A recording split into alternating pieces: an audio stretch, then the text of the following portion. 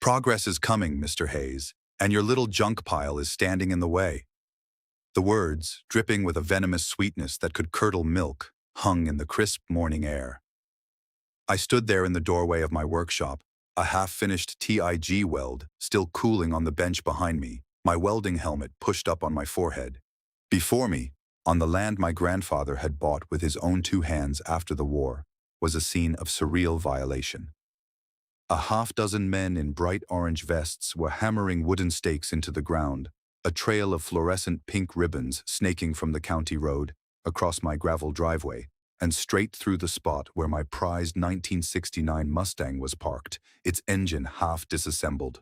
The line of stakes didn't just cross my property, it bisected it, running less than 10 feet from the foundation of the workshop my grandfather and I had built together.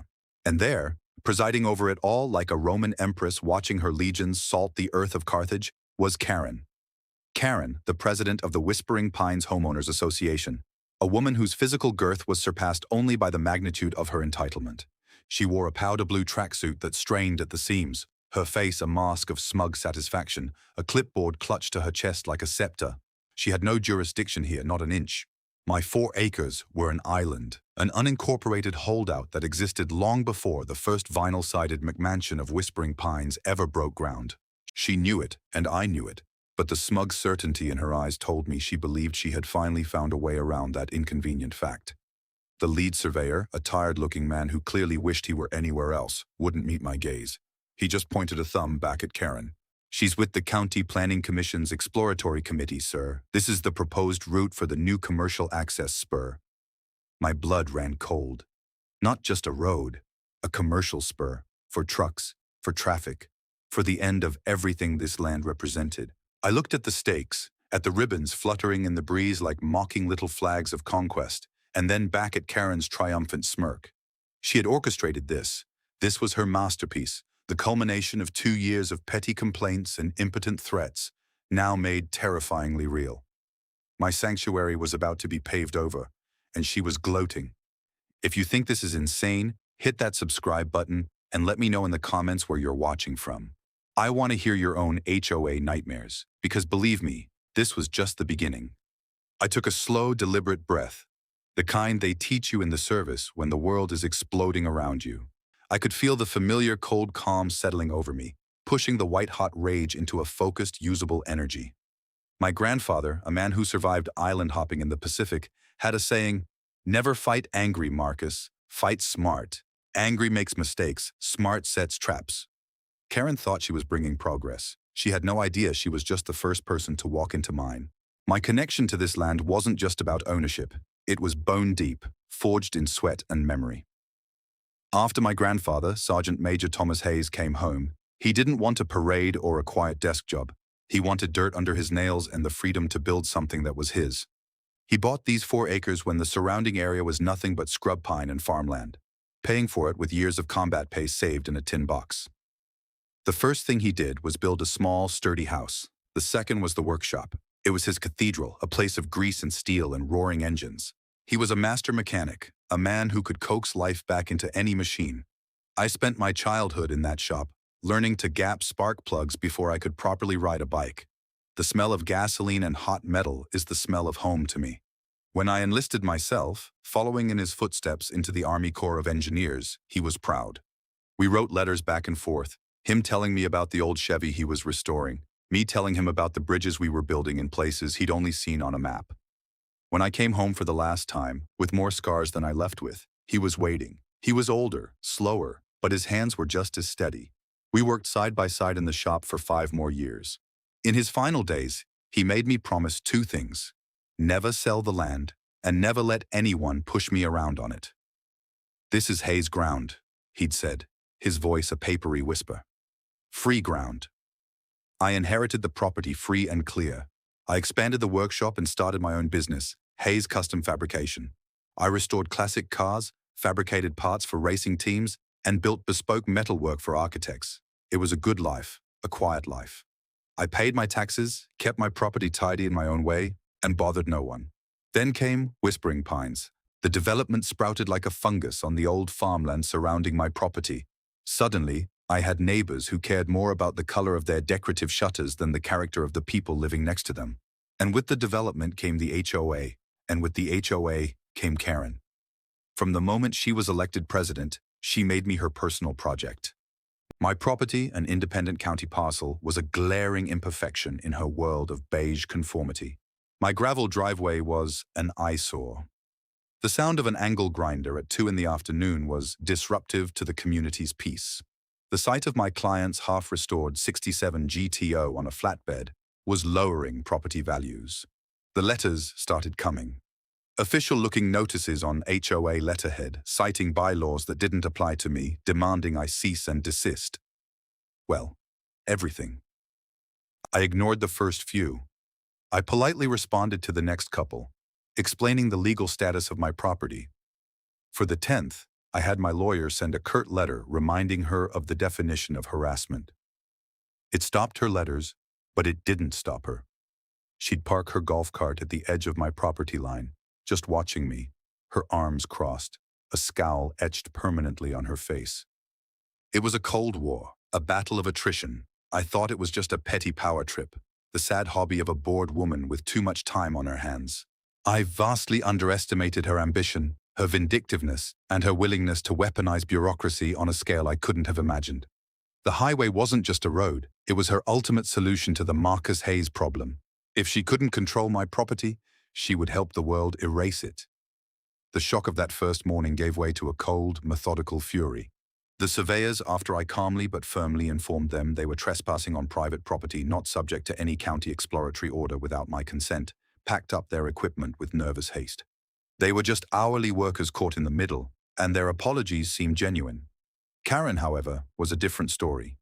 She stood her ground for a moment, her face flushed with indignation. "You can't stop this, Mr. Hayes. The county has eminent domain. This is for the public good." I just looked at her, my face a blank mask.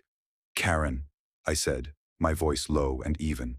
"You are on my land. You have 10 seconds to get back on the public road before I call the sheriff and have you removed for trespassing." The threat of actual, immediate legal consequences, rather than her usual make-believe HOA authority, was the one thing that could pierce her bubble of self-importance. Her eyes widened, a flicker of uncertainty crossing her features. She sputtered for a moment, clutching her clipboard tighter, then turned on her heel and marched back toward the pristine asphalt of Whispering Pines, her powder blue tracksuit a beacon of retreating rage. But her parting shot echoed back to me. "You'll be hearing from our lawyers, from the developers' lawyers, everyone." I watched until her golf cart disappeared around a bend, then I walked the path of the survey stakes.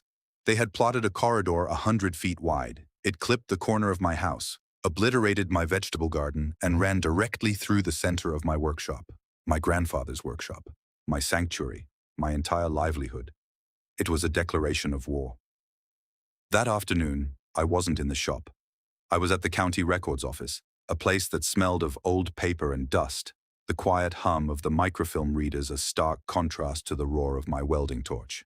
I was a combat engineer by trade. My job was to understand terrain, structures, and the rules that govern them. This was just a different kind of battlefield, and the first rule of any engagement is to know the ground. I started with the original deed from 1948, when my grandfather bought the land. I traced every transaction, every survey, every filing associated with my parcel number for the last 70-plus years. The clerk, a kindly woman named Martha with a beehive hairdo that defied gravity, was immensely helpful, showing me how to navigate the digital archives and the old leather-bound plat books. For hours, I sat in a small carrel scrolling through digitized documents, my focus absolute. I found the original survey maps for Whispering Pines, showing my property carved out like a perfect rectangle from the sprawling development. I found the articles of incorporation for the HOA, and then I found it. It was a document dated 1983, an easement and right-of-way grant. My heart hammered against my ribs. Had my grandfather given something away? Had Karen found a loophole I never knew existed? I pulled up the document, my eyes scanning the dense legalese. The grantee was the County Water Authority. The purpose was the installation, maintenance, and repair of a subterranean water main. My eyes flew to the map attached to the filing. It showed a thin, 10-foot-wide corridor running along the extreme northern edge of my property, adjacent to the county road. It was nowhere near my house or the workshop. It was a utility easement, one of the most common types of encumbrances on a property. But then I saw the section my grandfather had clearly insisted his lawyer add. It was a restrictive covenant, written in plain, unmistakable English. It stated that the easement was granted solely for the underground water main. It explicitly prohibited any and all surface-level construction, paving, grading, or the establishment of any form of vehicular or pedestrian thoroughfare, temporary or permanent. It went on, clause after clause, locking it down. The easement could not be expanded. It could not be reassigned for any other purpose without the express written consent of the landowner and their heirs. It was an ironclad fortress of legal language, built by a man who trusted no one with his land. A slow smile spread across my face. Karen hadn't found a loophole. She had found the one document that would not only stop her highway, but would make her and her developer allies look like colossal fools. She had handed me the ammunition, loaded the weapon, and pointed it at her own head. All I had to do was pull the trigger. The game had changed. This was no longer about defense. It was about a counterattack. My next stop wasn't home. It was to a small, unassuming office downtown with the name Jessica Riley, attorney at law, printed in simple block letters on the door. Jessica was a Marine, a former JAG officer who'd done 2 tours in Afghanistan. She had a reputation for being sharper than a razor and having the tenacity of a bulldog. We'd met through a veterans outreach program, and I knew she was the one person who would understand the principle of the thing. She listened without interruption as I laid it all out on her conference table. The photos of the survey stakes, the copies of Karen's old HOA notices, the county plat maps, and finally, the easement agreement from 1983. I had it all organized in a binder, with key sections highlighted. Jessica, with her dark hair pulled back in a severe bun and eyes that missed nothing, read through the easement document twice. She tapped a long, manicured finger on the restrictive covenant my grandfather had added. A slow, dangerous smile, not unlike the one I'd felt forming on my own face, touched her lips. Sergeant Major Hayes was a very, very smart man, she said, her voice a low purr of appreciation. This isn't just a shield, Marcus. This is a sword. They have no right of entry, no right of survey, and certainly no right to petition for condemnation based on this route. They are operating on the assumption that this land is unencumbered or that any existing easement is general purpose. They're wrong. She leaned back in her chair, the smile widening. Karen, the HOA, the county, and this developer, Apex Development, have just stepped into a legal minefield, and it seems they've sent their flimsiest representative in first. We spent the next 2 hours crafting a strategy. It wasn't enough to just say no. We had to build a wall so high and so strong that they would be insane to even try to climb it. Jessica dictated while I took notes. Our first move would be a formal cease and desist and notice of trespass letter. It would be sent via certified mail to the CEO of Apex Development, the head of the County Planning Commission, and the entire Whispering Pines HOA board, with a special, separate copy addressed directly to Karen at her home. The letter was a masterpiece of legal prose. It politely but unequivocally stated that their proposed route was a direct violation of a recorded property covenant, that their surveyors had already committed criminal trespass, and that any further attempt to enter, survey, or proceed with planning related to this route would be met with immediate legal action, seeking both injunctive relief and punitive damages. It cited the specific statutes on trespass, property rights, and the legal standing of restrictive covenants. As a final flourish, Jessica attached a full, highlighted copy of the 1983 easement. We're not just telling them they're wrong, she explained. We're showing them the proof, so there is no ambiguity. This removes any claim of ignorance they might try to make later. From the moment they sign for this letter, every action they take is willful. A week later, the first domino fell. I received a call from a man who introduced himself as the General Counsel for Apex Development. His tone was no longer the arrogant dismissal I imagined they'd used when making their initial plans. It was cautious, strained. He was a man who had clearly just read our letter and understood the depth of the problem. Mr. Hayes, he began, we seem to have been provided with some incomplete information regarding your parcel. I just listened, letting the silence hang. We were under the impression from the HOA and their representative, Ms. Johnson, that the land was, for all intents and purposes, available and that a pre-existing easement would simplify the acquisition process. I could almost hear him grinding his teeth over the phone. Obviously, the document you provided changes the calculus significantly. We are officially pausing all exploratory work on this route pending a review. It was a small victory, but it felt monumental. I had stopped the bulldozer, at least for now, but I knew this was far from over. Karen was not the type to accept defeat. The developer's pause wasn't a surrender, it was a tactical retreat. They were waiting to see if Karen could deliver on her promise to clear the way. And Karen, I suspected, was about to double down. The trap was set. Now I just had to wait for her to walk into it with the blind arrogance only she could muster. The certified letters landed in Whispering Pines like grenades. The HOA's usual sleepy rhythm of complaining about lawn maintenance and recycling bin placement was shattered. According to my sources, a couple of disgruntled residents who had their own long-running feuds with Karen, the reaction was immediate and explosive. An emergency, closed-door board meeting was called. Shouting could be heard from the community clubhouse. But the main event, the true display of Karen's hubris, came a few days later. A notice was posted on every lamppost and mailed to every resident. A community town hall to discuss the exciting new commercial access project and the single obstacle standing in the way of progress and prosperity for Whispering Pines. That obstacle, of course, was me. Jessica and I had anticipated this. "She's going to try and win in the court of public opinion," Jessica had said. "She'll paint you as a greedy, antisocial hermit who's robbing them all of higher property values and convenience. She'll use the HOA's money to fight you. Let her. It's the next step of the trap." I didn't attend the meeting. My presence would only give her a target. Instead, one of my new allies, a retired accountant named David, who Karen had fined into oblivion for having a basketball hoop that was, in her words, aesthetically displeasing, went in my stead with a small recording device. He gave me a full report the next morning, and it was even more dramatic than I'd imagined. Karen, standing at a podium in front of a packed room of about 100 residents, was in her element. She was a populist firebrand, a general rallying her troops. She spoke of the terrible traffic on the main boulevard, a problem the new spur would supposedly solve.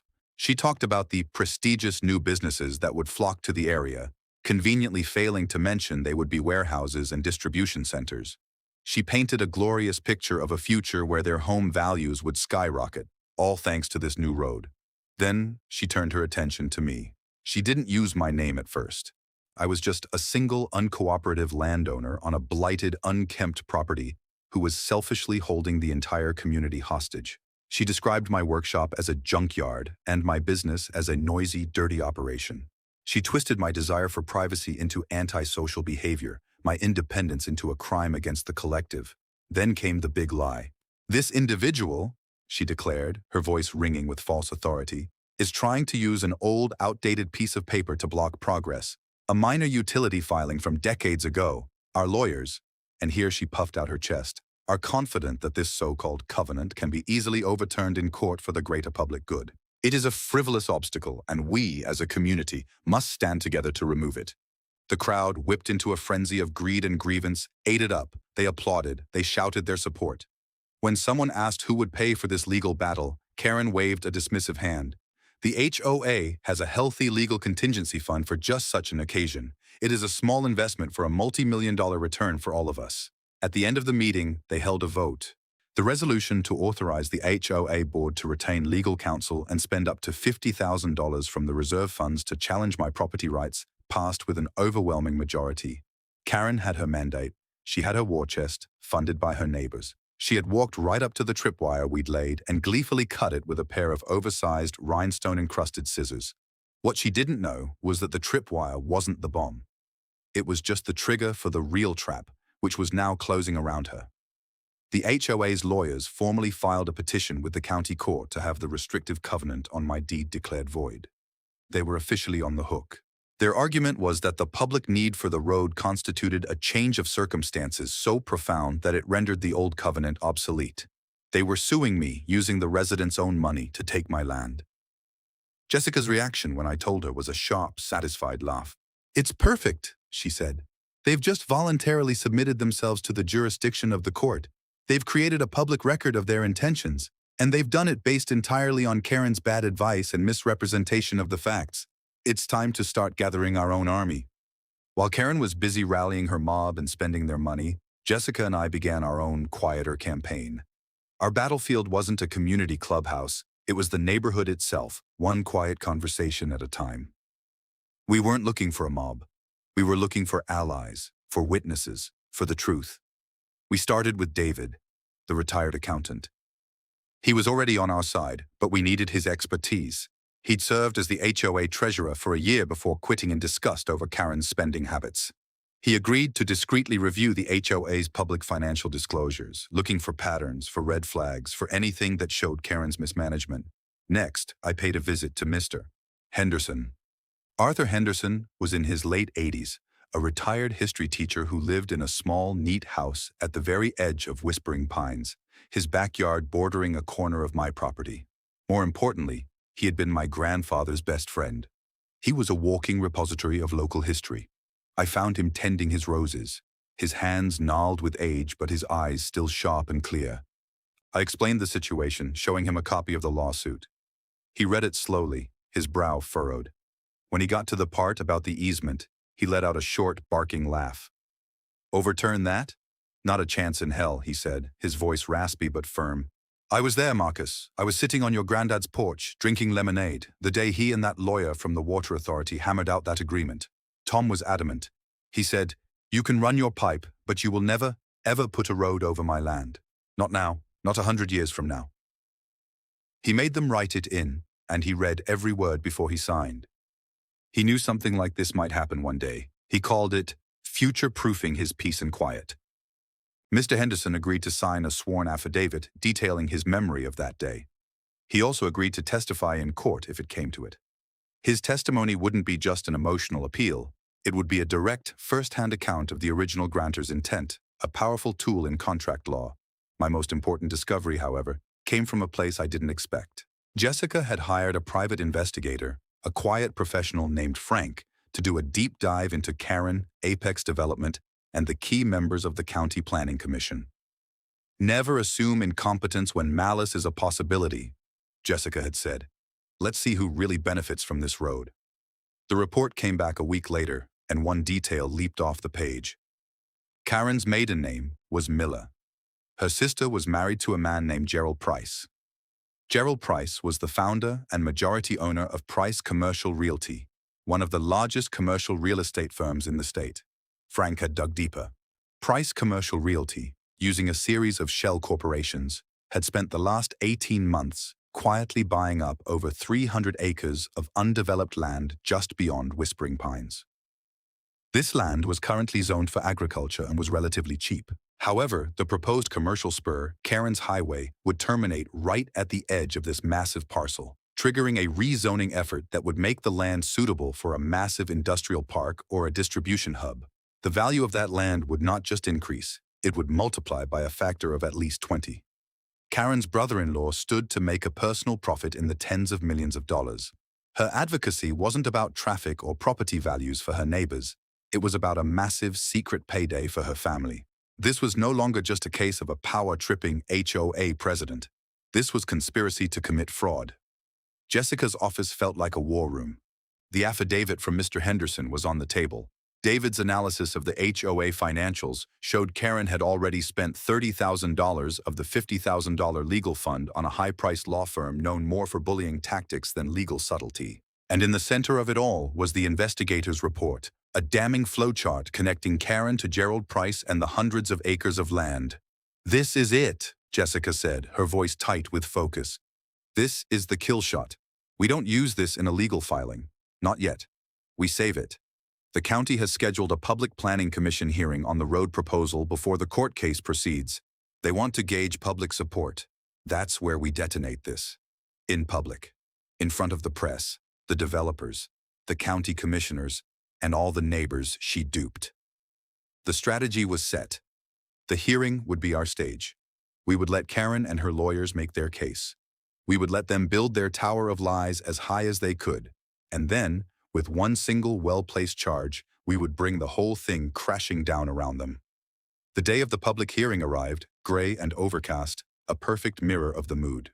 The county government center's main auditorium was packed to capacity, a standing room-only crowd of Whispering Pines residents, concerned citizens from other neighborhoods, a handful of local news reporters, and the grim-faced legal teams for Apex Development and the HOA. I sat in the front row with Jessica, David, and Mr. Henderson. I wore a simple collared shirt and slacks, a stark contrast to my usual work clothes. I wanted them to see me not as a caricature, but as a man defending his home. Karen was in her glory. She sat with the HOA's lawyer, a slick, overconfident man named Barry, at a table marked Proponents.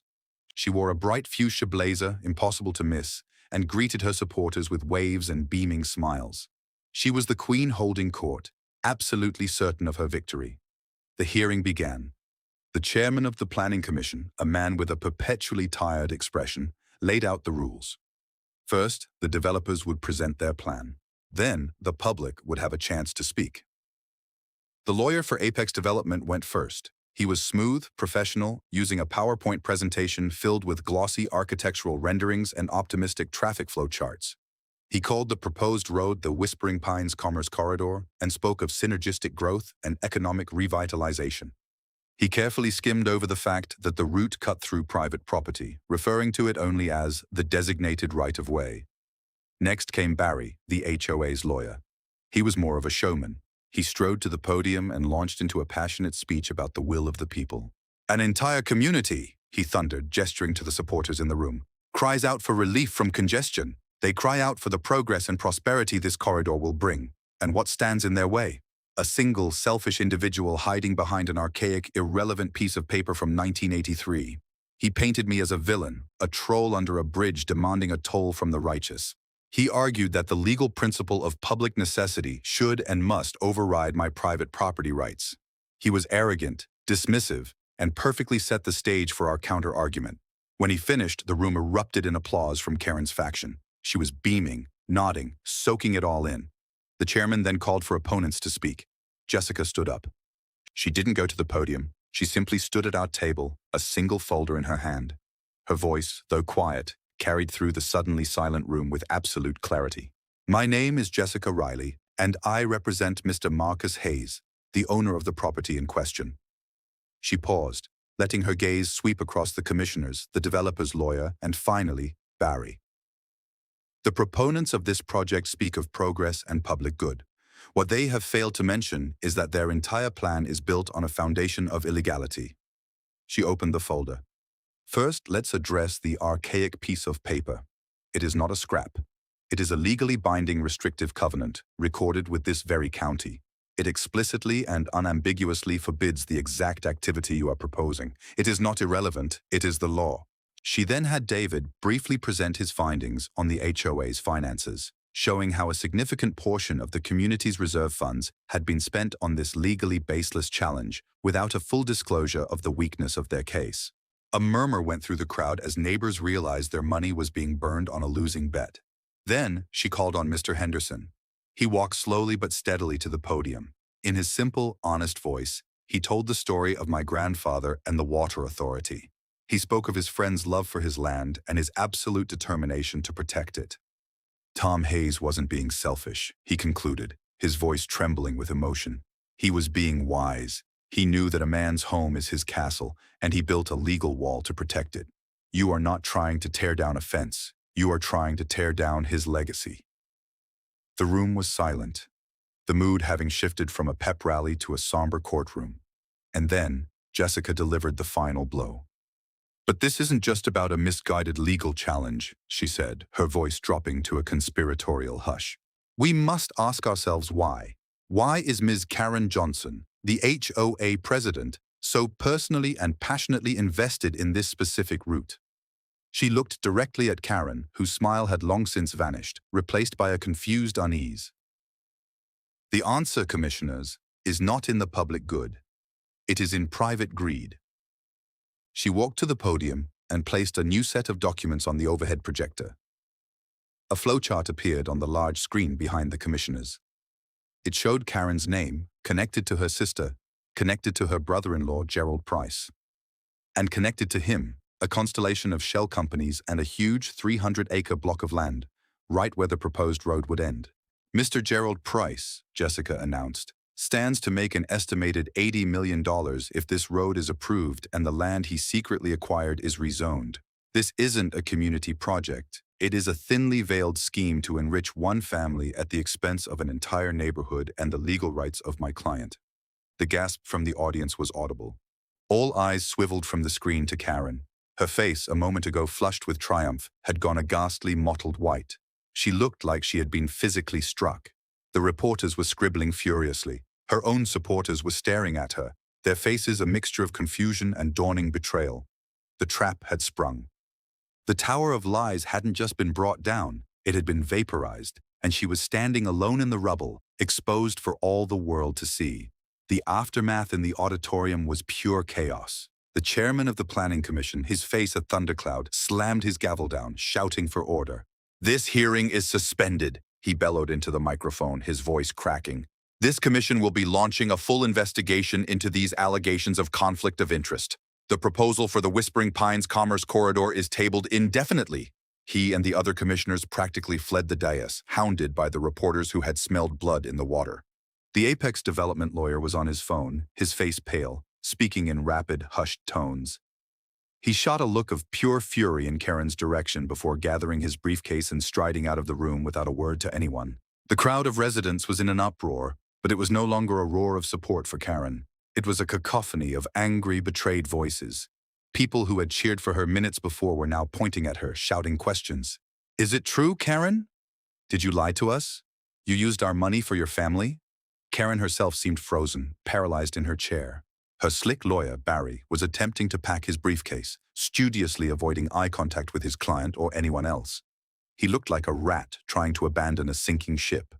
When Karen finally moved, it was to stand up unsteadily, her eyes darting around for an escape route. But she was surrounded. Her neighbors, her former subjects, had formed a tight circle around her table. "You have a lot of nerve," a woman in the front row spat, her voice trembling with rage. "I paid a $200 fine last month because my wind chimes weren't earth-toned, and you were trying to make millions behind our backs." David, the retired accountant, stood up and addressed the crowd. "Everyone, listen. She spent $30,000 of our reserve funds on this. $30,000 we'll never get back, all for her family's land deal." The anger intensified. I just sat there with Jessica and Mr. Henderson, watching it all unfold. Jessica had a small, grimly satisfied smile on her face. This was the consequence of hubris. This was the price of her overreach. Karen finally broke. With a choked sob, she shoved her way through the crowd, ignoring their jeers and questions. She didn't walk. She ran, her fuchsia blazer a comical blur of panic as she fled the auditorium, a disgraced queen abandoning her fallen kingdom. The battle was won, but the war wasn't quite over. The next week was a whirlwind. Apex Development, facing a PR nightmare and a legally impossible project, sent a formal letter not only withdrawing their proposal, but also holding the Whispering Pines HOA financially responsible for all preliminary engineering, surveying, and legal consultation fees, citing fraudulent misrepresentation on the part of their official representative, Karen Johnson. The bill was for just over $75,000. Combined with the $30,000 already spent on their own lawyer, the HOA was now over $100,000 in the hole because of Karen's vendetta. The news spread through the community like wildfire.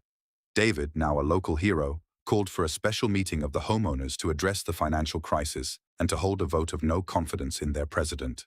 The meeting was held not in the clubhouse, but in the same county auditorium to accommodate the massive turnout. This time, I attended. When I walked in, I was greeted not with suspicion, but with nods of respect, and even a few quiet apologies. I had become the symbol of their liberation. Karen was there, as required by the bylaws, but she was a shadow of her former self. Her bright clothes were replaced by a drab grey sweater. She sat alone at the board table, her former allies keeping a careful distance. The vote was a mere formality. The motion to recall Karen Johnson as president of the Whispering Pines HOA passed with a vote of 98-2. The two no votes, I later learned, were Karen and her equally clueless best friend. She was stripped of her title and her power in a brutal public humiliation. But her downfall wasn't complete. The new board, led by David, immediately passed a motion to pursue legal action against Karen personally to recoup the funds she had cost the association. Faced with a lawsuit from her own neighbors and the evidence Jessica and I had compiled, Karen's lawyer advised her to settle. She was forced to liquidate a significant portion of her assets, including a luxury vacation condo to pay back the HOA. She had sought to pave over my property for her family's profit, and in the end, she had financially paved over her own life. The dust settled slowly over Whispering Pines. The recall of Karen was like a dam breaking. Years of pent-up frustration and resentment from the residents poured out. The new board, led by David, went through the HOA's bylaws with a fine-toothed comb, eliminating the most draconian and subjective rules Karen had implemented. The fines for unaesthetic garden gnomes and non-compliant mailbox colors were rescinded. A new era of common sense seemed to be dawning. The community that had been so divided was now, ironically, more united than ever, bonded by their shared experience of being duped and their collective effort to clean up the mess. Karen and her husband put their house up for sale less than a month after the recall. The for sale sign on their perfectly manicured lawn was a monument to her defeat. No one threw a party, but there was a palpable sense of relief, the feeling of a long, oppressive fever finally breaking. They sold at a loss, desperate to escape the town where she had become a pariah, a cautionary tale whispered at neighborhood barbecues. As for the Commerce Corridor, the county's investigation into the conflict of interest allegations led to the resignation of one planning commissioner who had been a little too friendly with Gerald Price. Price Commercial Realty, under intense scrutiny, abandoned its plans for the industrial park and eventually sold off the 300 acres to a conservation trust. The threat was not just gone, it was annihilated. My life returned to a new kind of normal. The bogus HOA complaints stopped, of course. The hostile glares over the property line were replaced by friendly waves. A few neighbors even became customers, commissioning me to build custom gates or decorative metalwork, things that would have undoubtedly earned them a violation notice in Karen's reign. My property was no longer an island of defiance, but simply a part of the local landscape, respected and left in peace. Jessica sent me her final bill. It was ridiculously low. When I called to question it, she just laughed. Consider it a professional courtesy, Marcus. The satisfaction of watching that hearing was payment enough. Besides, the Veterans Network has to stick together. I paid her double what she asked for. Excellence and loyalty should always be rewarded. One bright Saturday morning, a few months later, I was in my workshop. The big bay doors rolled open to the sunshine. I was tuning the carburetor on the '69 Mustang, the engine finally reassembled and ready to roar back to life. The air smelled of clean oil and summer pollen. Mr. Henderson ambled over from his yard, carrying 2 mugs of coffee. He handed one to me and leaned against the doorframe, looking out over my land. The grass was green, the trees were full, and the only stakes in the ground were the ones holding up my tomato plants. There were no pink ribbons, no signs of an impending highway. It was just peaceful. "You know," he said, taking a sip of his coffee, "your granddad would be so damn proud of you. He always said this land was free ground. You kept it that way." I looked at the workshop, the solid steel beams my grandfather had set, the new wing I had added. I thought about the dusty file in the county records office, the power of words written with purpose and foresight. I thought about the anger I'd felt that first day and the cold, patient strategy that had channeled it into a victory. I hadn't raised my voice. I hadn't made a single threat. I had simply gathered the facts, trusted in the law, and allowed my enemy's own arrogance to be the instrument of her undoing. "He taught me how to fight smart, Arthur," I said, a genuine smile on my face. "He taught me that the strongest walls aren't always made of stone." We stood there for a while, just drinking our coffee and enjoying the quiet. The war was over. Peace had been restored. Justice, hard-won and deeply satisfying, had prevailed. The junk pile, as Karen had called it, was still standing, stronger and more secure than ever. And the progress she had so desperately wanted had been stopped dead in its tracks by the simple, unshakable truth.